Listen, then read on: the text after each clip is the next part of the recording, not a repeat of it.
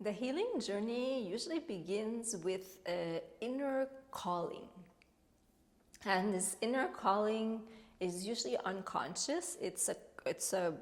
cry from deep within us that is seeking, that is calling for change, for a transformation, that there's a feeling inside of us that we're faced with a wall and we are calling for a resolution. And either through a video or through a sound, through something that we read or a person, it appears in different ways or forms where we receive an essence that touches us deeply, that profoundly resonates with what it is that we're seeking. It's like, let's say you're looking for water, for genuine pure water, and then you perceive that there is water to quench your thirst. So you're thirsty,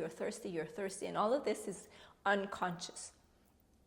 But there's this calling, and this is usually where the healing journey begins, when you either receive, feel, see something that resonates deep within, and then what happens at that moment is that your life is essentially changed, transformed, because if you follow the thread of what it is that resonates at that level in your being, it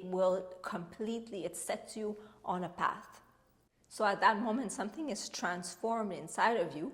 and this happens at very deep levels, whereas then there's the mind, and then that's when the mind kicks in, and the mind says no, the mind says it's not going to work, the mind says, finds all kinds of excuses, thinks it's bad, it just creates a chaos in the mind, because the mind is feeling in a way threatened by something that is much deeper, that is happening to us, that is touching us. And so from that place, we can, let's say, have a choice. Usually there's not really a choice because the calling is so deep, but there is a choice in the sense of, will I follow this deep, deep, deep inner calling, that something that is magnetizing me, something that resonates at the depths of my being, versus my mind that is coming up with all kinds of things so that I don't follow what is calling deep inside of me. So on this journey of healing, when we're conscious of this split or this dichotomy between our mind and the deeper parts of our being, then we can navigate more with more clarity, because this process keeps happening constantly at each step of the way. Our mind tries to block the process, the deeper inner healing process, from happening. And then when we're aware of these mechanisms of our mind, then we can work more consciously with our mind and choose to listen to something that is deeper, because the mind is a protection from life, essentially, from ourselves, from our nature. And this protection is a form of security. It's there because our nervous system is weak. But the more we're aware of these, the way our mind functions, essentially, the more we can simply choose not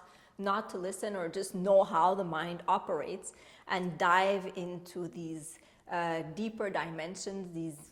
dimensions essentially which are unknown, the whole unconscious or feminine realm, which the healing journey is this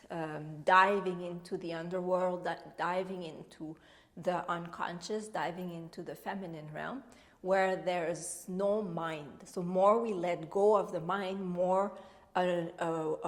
unknown world opens itself to us. And more we're aware of this, more we choose this, more we can access these deeper parts of ourselves, and more we can dive into our healing journey. So if you feel this inner calling, if something vibrates and resonates profoundly at the depths of your being, and you can feel that your mind at the same time is saying, no, this is not good, don't go that way, don't go. And then you can learn to manage your mind, essentially, because you either choose to listen to your mind or you choose to listen to the deeper voice inside of you. And usually when we're aware that listening to our mind has not taken us to what it is that we're actually seeking for, then we can more easily manage our mind and then walk towards the unknown that is underneath the veil of the mind.